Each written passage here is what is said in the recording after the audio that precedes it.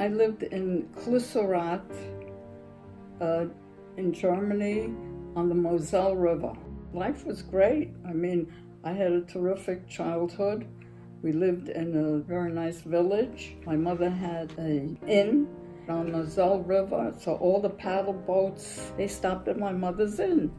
And some of them slept over, and my mother did the cooking. My mother was a very strong woman. She ran the business, and they used to ship me off when they had certain holiday things to my grandparents because they were busy, and we had a bar. And also the local people came into the bar. You know, it was very popular. We lived upstairs from this building, and my father had the bakery next door. My uncle had the butcher store next door. The only Jewish people in that little town was my grandfather, and my aunt and uncle, and my mother, father, and myself. It was very nice. I played and I had a good time. When a child was born, usually the village, everybody celebrated, and all the kids got together, and they stood in front of the house where the baby was born, and the mother and father upstairs threw these kids candy and rolls. My father had to bake all the rolls.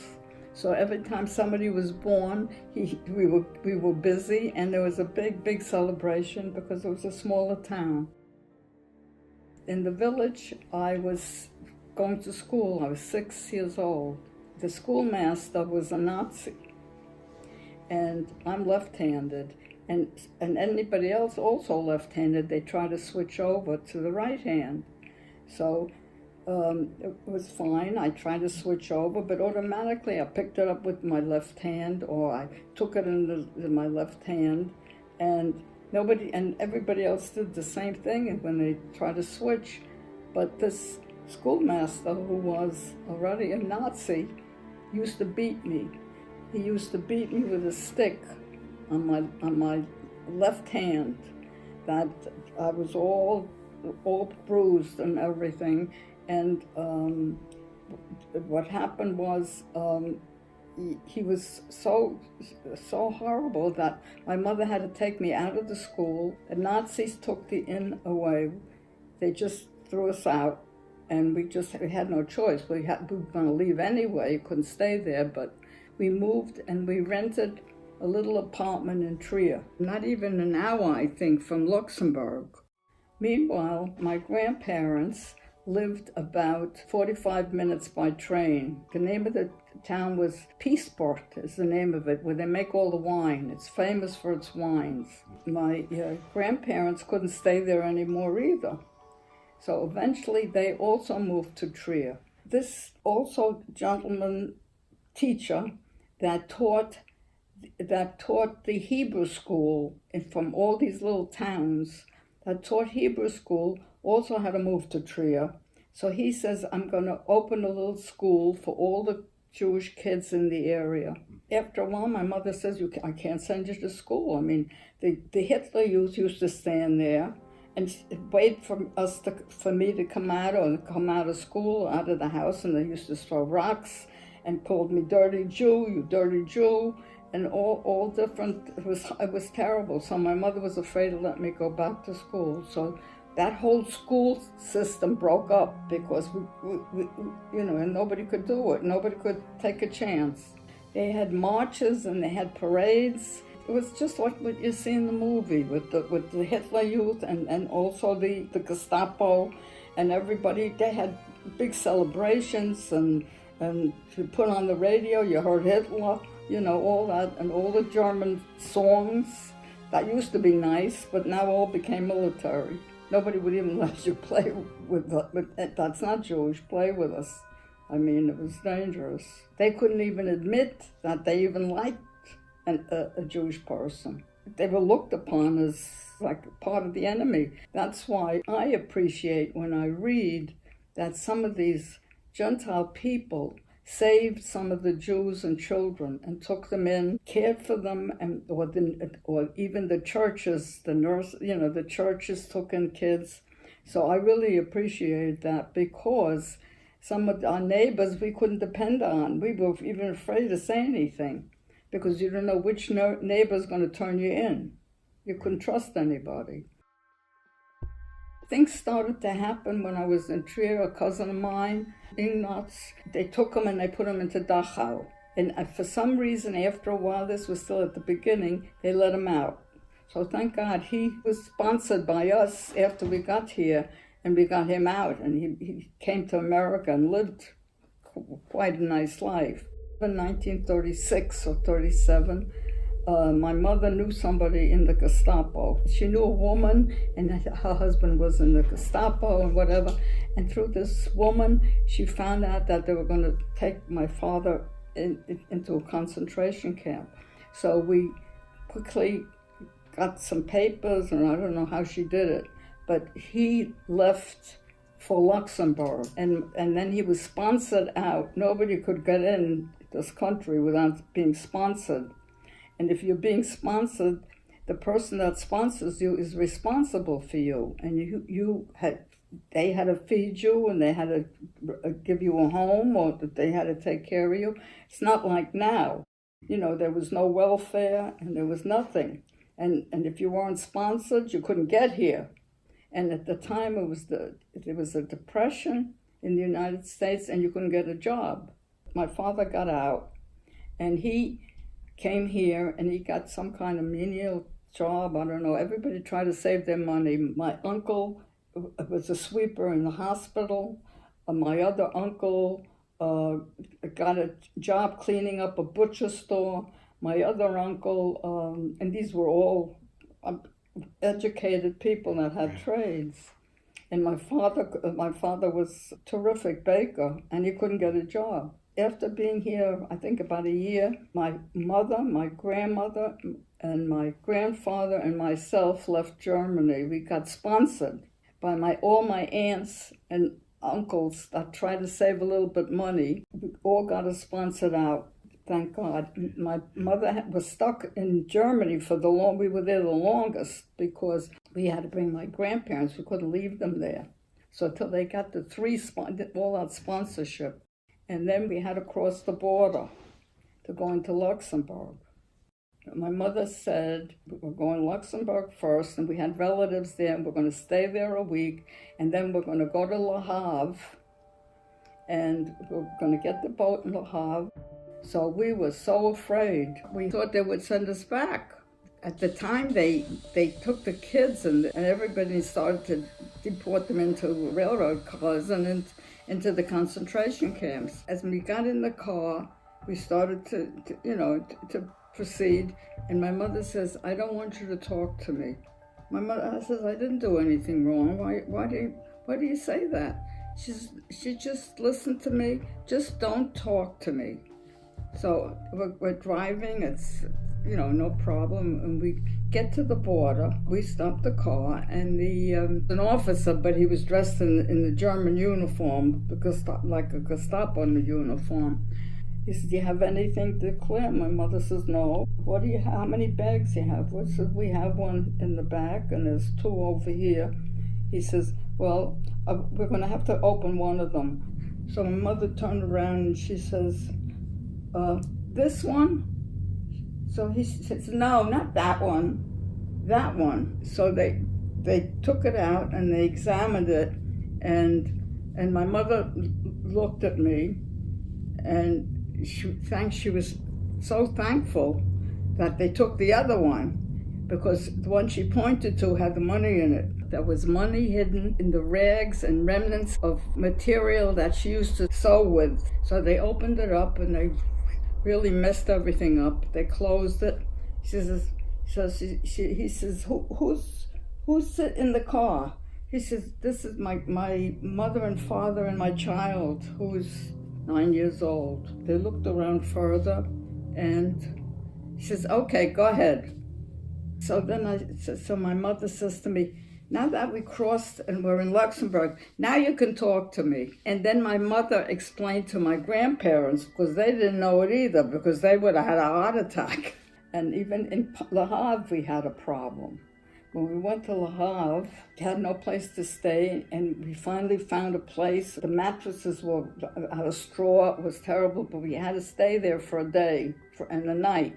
And then in the morning, when we woke up, my grandmother's eye and face was all swollen. So you had to pass an examination before you went on the boat. So we were so afraid. What are we going to do? What is it? What's the matter with her? You know, they're going to not let her through. And it was horrible. I remember that really distinctly.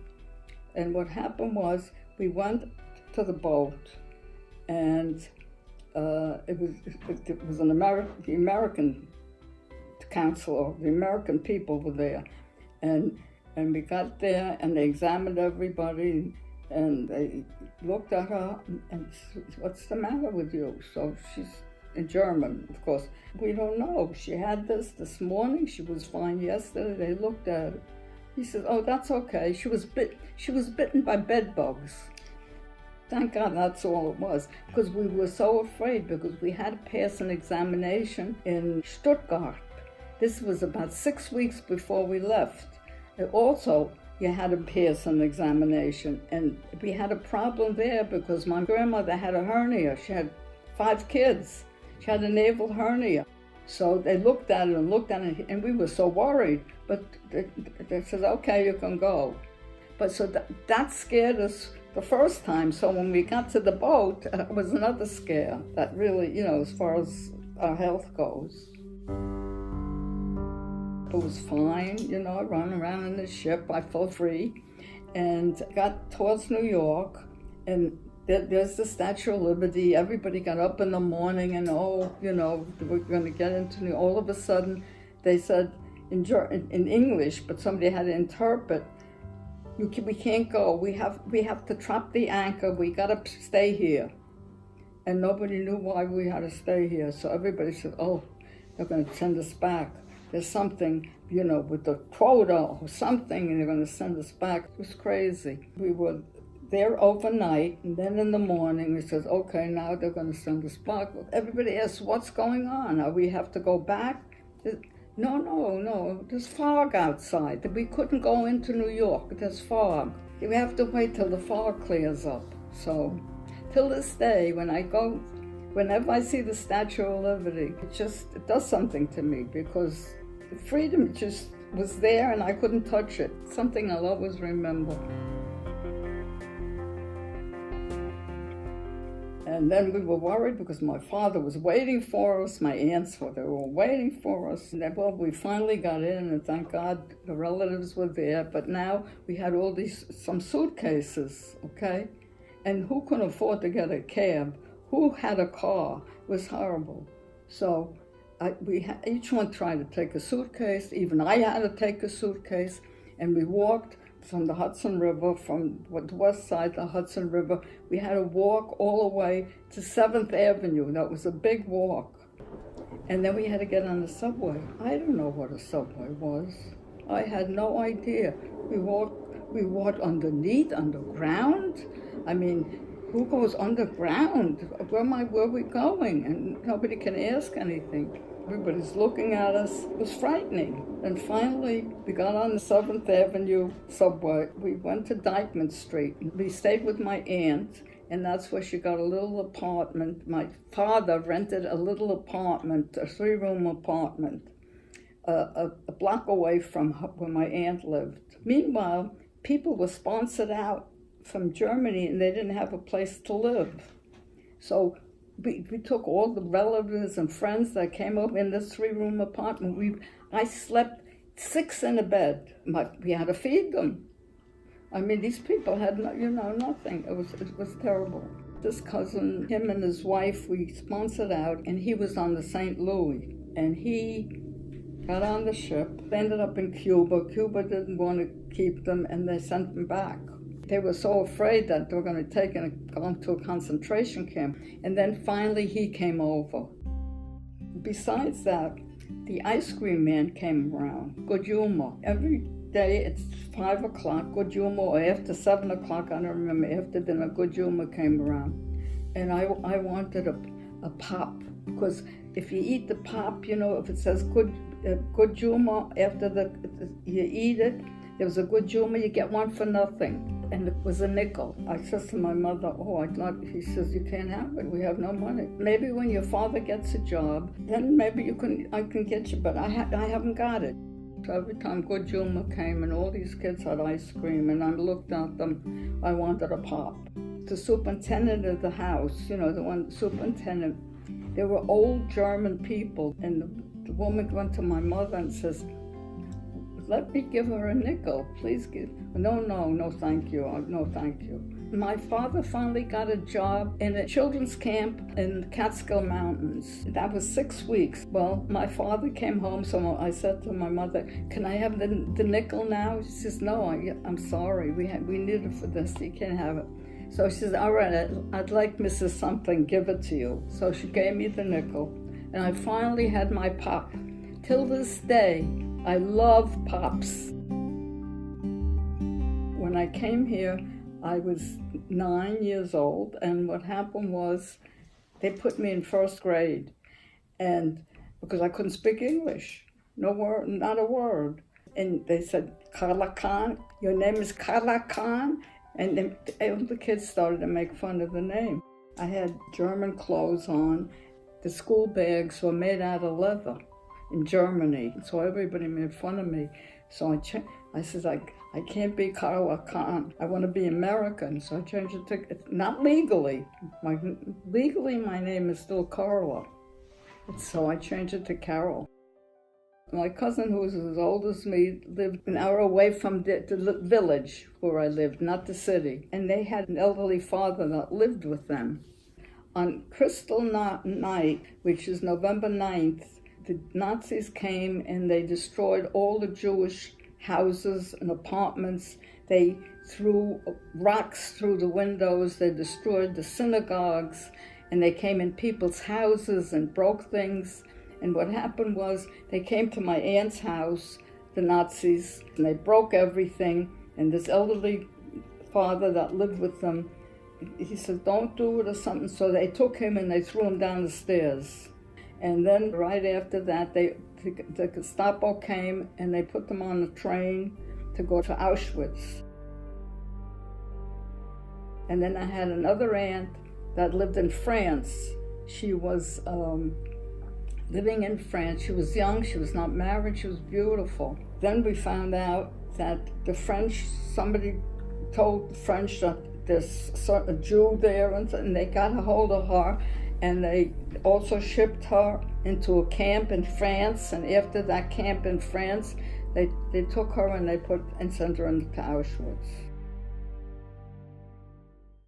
My father finally got a job in Tasty Bread, the same as Wonder Bread. He worked in Harlem, which at night, and he made $12 a week. My mother got a job in a rag factory. She sorting rags, and I was going to school. And I wasn't around. Everybody worked. Like my aunt, nobody could. My aunt worked in a sweatshop. My mother, she says, no, this is no good. She says, I got to do something else. I'm getting a bigger apartment. I'm getting a 4 or 5 room apartment. A lot of these elderly people are coming from Germany and they have no place to stay. They got out, their children are still in Germany, or they're here and they're busy working and they can't take care of them. So my mother decided she's going to start like a little boarding house. So she got a 5 room apartment. She slowly started to take in elderly people. Mrs. Nuremberg, that was with us, I don't know how long. She stayed with us, and then another lady stayed with us. Other people, younger people came. She took in this girl, Gretel, whose parents slept in Germany, and they have no place to stay. And eventually, in that apartment, we had 4 people in the 5 room apartment. I never had a room. I always slept in the living room, or with them. Never had a room. So she decided, well, I'm going to get a bigger apartment. So she got an 8 room apartment in Riverside Drive, a nicer area, and she took in more boarders. And this is room and board. She did the cooking, and my father worked at night. I didn't have a bed, so he went to work at night. When he came home, and I slept in that bed because he wasn't here. When I went to school, they put me in the first grade, and I was 9 years old. And I finally had to catch up. So I slowly, surely, and you feel self-conscious. I caught up, and I got to school, and I graduated high school, and I became the valedictorian in high school. First I said, I want to go to college. She says, forget it, can't afford the college. I'm sending you to you're going to be a beautician. You're going to get a trade. So she pushed me into, when I was 16 years old, and I was going to school, and after regular school, I had to take the subway every night, and she got me into a school on 34th Street, right next to Macy's, into beauty culture, private beauty culture school. She saved money so she could pay for that. I worked in a beauty shop in the Bronx. I was 17. I went to school, and then I started to work in the beauty shop over the weekends, and I had this customer who had the same name as me, my last name, Khan. My maiden name was Khan. She said, I want you to meet my son. I said, okay. Very nice man, and his name was Bob Kane. He was the original writer of the Batman. Didn't impress me or anything. I met Gil at a dance. I started to go out with him. It started to get pretty serious. One day he picked me up, and of course it was great. He had a car.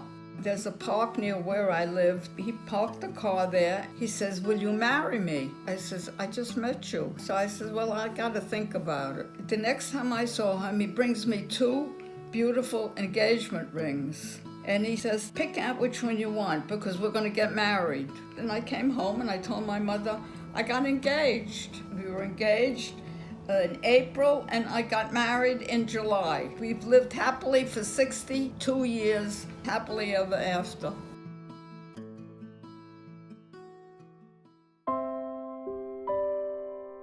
I'm thankful. I'm very thankful. I got married. I married an American. He fought in the war. He did his duty. And my kids, they're all professionals, and can't even think about it. Something to be thankful for. People don't realize when they're here what they got. Good things can happen out of bad things because it all worked out pretty well as far as we're concerned. What we got out of Europe, we won the war. We were worried World War II because what if they would have lost? So all the good fortunes that I had, and I was lucky. And my cousin, of course, was the same age as myself. And I realized how lucky I am because I always compare myself with that age because that could have been me. I keep on thinking about her, that she would have had a terrific life in the United States, just like I've had. All these years, I'm 89 years old, it always comes into my mind.